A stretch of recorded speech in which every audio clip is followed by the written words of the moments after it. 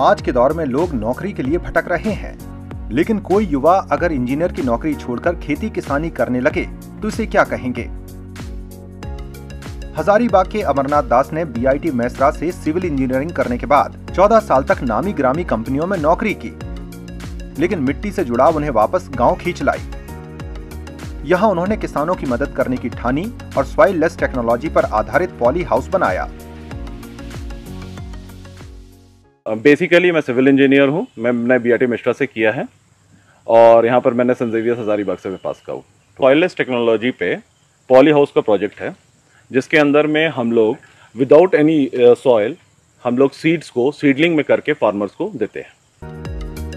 अमरनाथ ने इसके लिए मिट्टी की जगह कोकापीट का उपयोग किया, जिसके कारण 90% से ज्यादा बीज पौधे में परिवर्तित होने लगे। इस टेक्नोलॉजी के कारण पौधा वायरस और बैक्टीरिया फ्री रहता है, जिससे किसानों को अच्छी पैदावार मिलती है।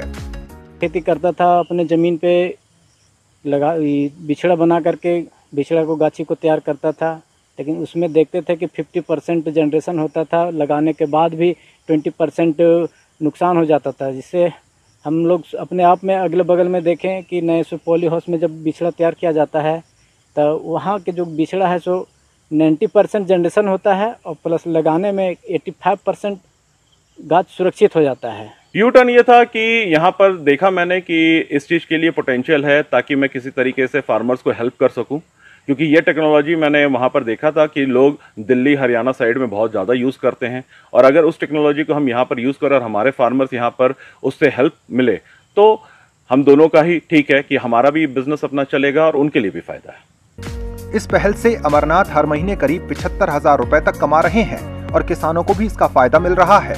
यहाँ के मुखिया भी कहते हैं कि पहली बार ऐसा हुआ है कि कोई इंजीनियर अपनी नौकरी छोड़कर किसानों को नई टेक्नोलॉजी के जरिए मदद कर रहा है।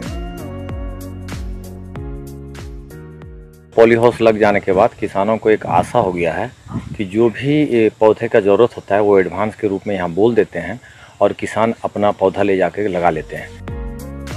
नौकरी की तलाश में यहाँ वहाँ भटक रहे युवाओं को अमरनाथ से प्रेरणा लेने की जरूरत है। इसके साथ ही सरकार को भी उनकी इस तकनीक का अध्ययन कर बाकी लोगों तक फायदा पहुँचाने की कारगर कोशिश करनी चाहिए। अमरनाथ दास की ख्वाहिश है कि झारखंड एग्रीकल्चर एक्सपोर्ट को लेकर पूरे विश्व में जाना जाए। ईटीवी भारत भी उनके ड्रीम्स को पूरा करने के लिए उन्हें शुभकामना देता है। Bureau report, ETV Bharat.